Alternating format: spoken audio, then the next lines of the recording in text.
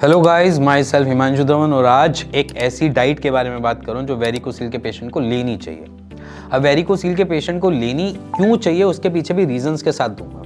देखो, डाइट हमारी basically priority होती है किसी भी चीज़ को हील करने के लिए। एज एन आयुर्वेद कर लो, देख लो, या एज एन सिद्धा देख लो, और एज एन आप नेचुरोपैथी में भी जाओ तो आपकी डाइट एक मैंडेटरी चीज़ हो जाती है किसी चीज़ को हील होने में। तो हीलिंग के लिए हमें डाइट ऐसी चाहिए जो हमारे को फेवर करे, रादर देन हमको डिस्ट्रक्टिव या कुछ ऐसे रिजल्ट बैक करे जहाँ पर हम और दिक्कत में हैं। तो सिंपल सी बात समझना, हमने करना क्या है। हम डे टू डे की रूटीन में सारी चीज़ें करते हैं। नॉर्मली हमने सुबह उठना है, फ्रेश अप होना है और सारी चीज़ों को आगे कंटिन्यू करना है। तो हमने जब सुबह उठना है तो हमारी बहुत सी एक गलत आदतों में से है कि हम सीधा उठ के चाय पीने की कोशिश करते हैं, या फिर हम कुछ दूध पी लेते हैं। जैसे कई गाँव में भी मिलता है कि वो दूध पी लेते हैं। आपने वही चीज़ें नहीं करनी जिसकी वजह से हमारी बॉडी में इन्फ्लेमेशन बढ़े, क्योंकि एक इन्फ्लेमेशन एक ऐसा पार्ट होता है जब हमें पेन मिलता है, जिसकी वजह से हमें पेन मिलता है। हम इस वक्त क्या करेंगे, सबसे पहले हम एक गिलास लेंगे, उसको आधा ही फिल करेंगे, उसके अंदर थोड़ी सी हल्दी डालेंगे, थोड़ा सा पानी डालेंगे और हल्का सा नींबू डालेंगे, और उसको थोड़ा सा क्या करेंगे, ल्यूक वाटर की तरफ लेके जाएंगे, मतलब थोड़ा सा गर्म गुनगुना करेंगे। फिर उसको सिप सिप करके पिएंगे। हल्दी क्या करेगी, हमारी इन्फ्लेमेशन को कंट्रोल करेगी। जैसे बड़े बुजुर्ग बोलते आए हैं कि हल्दी पीने से क्या मिलता है, हमें दर्द में आराम। तो हम इन्फ्लेमेशन को कम करने के लिए हल्दी का प्रयोग करेंगे और पानी में डाल के हम उसको सबसे पहले स्टार्टिंग में पिएंगे। उससे क्या होगा कि डे टू डे की रूटीन में जो इन्फ्लेमेशन हमारी बॉडी में बननी है या बनेगी, उससे हम काउंटर पहले ही स्टार्ट कर देंगे। तो ये हो गया हमारा पहला काउंटर, जिससे हम इतनी इन्फ्लेमेशन को रोकने की कोशिश करेंगे। अब आ जाती है हमारी बारी एक ब्रेकफास्ट की मील की, जब हमने खाना खाना होता है या फिर चीज़ों को थोड़ा सा पेट भरना होता है, पेट में कुछ ना कुछ तो डालोगे। अब इस मूवमेंट पे हम ये कोशिश करेंगे कि हम कोई भी ऐसी चीज़ें ना खाएं जिसकी वजह से हमें कब्ज़ जैसी दिक्कत बने। तो कब्ज़ जैसी बनने में हमको क्या मदद करता है, हमको मैदा सबसे पहले मदद करता है कि कब्ज़ बनाएगा, ठीक है। कुछ ऐसी चीज़ें जैसे कि हम बात करते हैं कि आज की डेट में हम दूध को भी देखते हैं, क्योंकि दूध से किसी को क्या होती है, कब्ज़ बनती है। तो दूध को नहीं पिएंगे इस वक्त पे, ठीक है। कोशिश करेंगे ज़्यादा से ज़्यादा हाई फाइबर इनटेक किया जाए। तो इस मोमेंट पे आप क्या करो, इस मोमेंट पे अगर कोशिश रहे तो आप कुछ ऐसी चीज़ें को खाओ जो आपकी फीलिंग तो करे, बट आपको बेसिकली कॉन्स्टिपेशन वाली दिक्कत में ना फंसाए। तो हम यहाँ पर रागी खा सकते हैं, मिलेट्स खा सकते हैं, ठीक है। हम इवन देखा जाए तो इसके साथ अगर चाहो तो मिक्स मल्टीग्रेन जो होता है आटा या वगैरह को यूज़ किया जा सकता है। बेसन इस लिस्ट से हटा देना। मल्टीग्रेन आटा हो गया आपका, उसके अंदर आप मिलेट्स हो गए, उस रागी हो गया, और इन सब की आप रोटी और साथ में कोई भी सब्जी वगैरह खा सकते हो।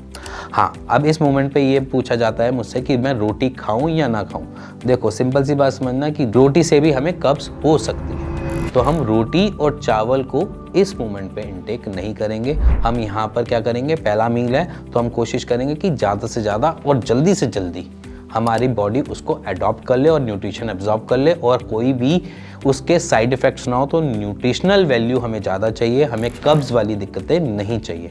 तो यहाँ पर हम क्या करेंगे, रागी, मिलेट्स ऐसी चीज़ों को यूज़ करेंगे। साथ में अगर आपको दही खाने का मन है, दही खा सकते हो आप, कोई दिक्कत नहीं होती दही खाने में, थोड़ी सी दही इनटेक कर लेना। अब रही बात, यहाँ पर आप इन सब की परांठे भी बना सकते हो और इवन रोटी भी खा सकते हो। अब आ गई बात हमारी सेकंड मील पे।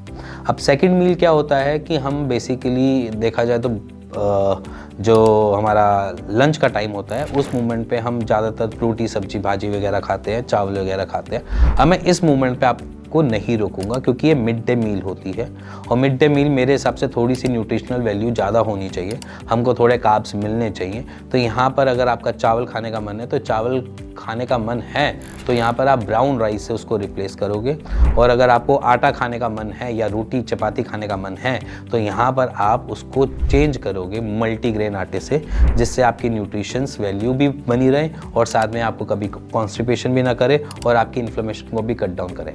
अब इस मूवमेंट पे क्या होता है कि हम सलाद वलाद की तरफ अट्रैक्ट होते हैं और साथ में हम अपने साथ सलाद रखते हैं। आप सलाद रख सकते हैं, बट उसमें सिर्फ प्याज और लहसुन ही रखेंगे।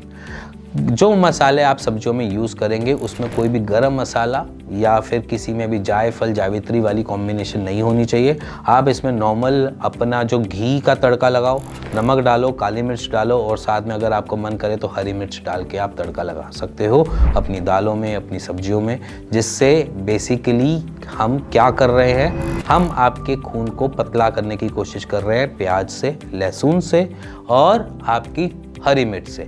इससे क्या होगा, खून पतला रहेगा जिससे फ्लोट करने में इजी रहेगा। कोई भी रिफ्लक्सेस बनते हैं उसका सॉल्यूशन आपका ब्लड ही रिफॉर्म करे बैठा होगा, जिसकी वजह से हमें दिक्कत नहीं आएगी। क्योंकि रिफ्लक्सेस में अगर खून गाढ़ा होता है तो हमें दिक्कतें ज़्यादा देखने को मिलेंगी। अगर हमारा खून पतला होगा तो एज इन हम स्टेबल और हमारी पोजिशनिंग बेटर कंडीशन में रहेगी, दर्द हमें नहीं मिलेंगे।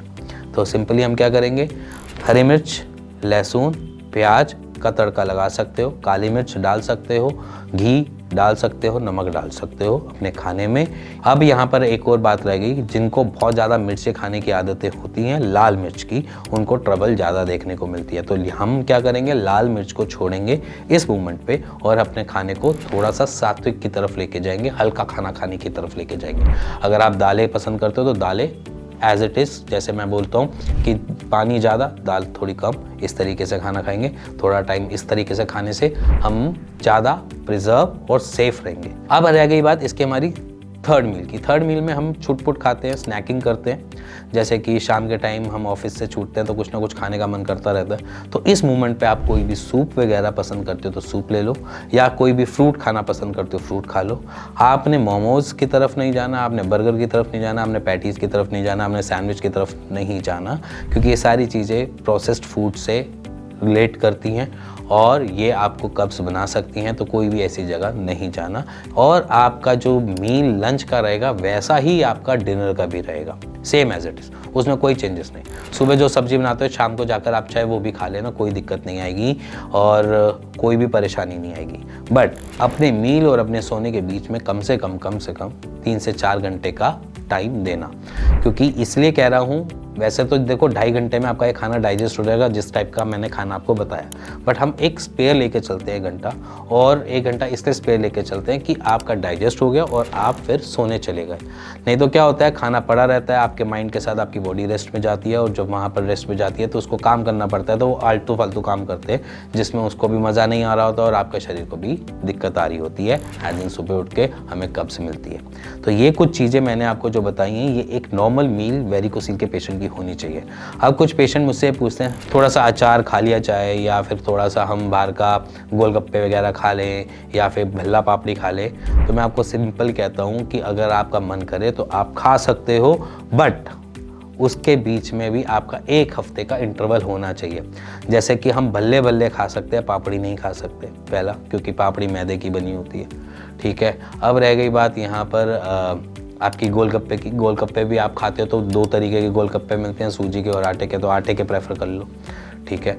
या फिर आपका अगर अचार खाने का मन करता है अपने खाने के साथ, तो कोशिश करो कि राई वाले अचार की तरफ जाया जाए रादर देन वो मसालों वाले अचार की तरफ, जहाँ पर मिर्च नमक बहुत ज़्यादा होता है। आपने वहाँ पर नॉर्मल अचार रखना है, एज इन राई का, और सिर्फ राई और सॉल्ट वाला अचार आज की डेट में मिल जाता है। आप गाजर का अचार चाहो तो गाजर का अचार खाओ, जिसका भी अचार खाओ, थोड़ा सा टेस्ट के लिए, स्वाद के लिए साथ रख सकते हो। सो इसी के साथ मेरे हिसाब से वेरिकोसिल के पेशेंट को समझ आ गया होगा कि सुबह से शाम कैसे खाना है और किस तरीके से अपने बॉडी को न्यूट्रिशन देने हैं, जो हमारे वेरिकोसिल को कंट्रोल भी करे, स्टेबल भी करे और ठीक भी करे। इसी के साथ मिलेंगे नेक्स्ट वीडियो के, तब तक goodbye and take care.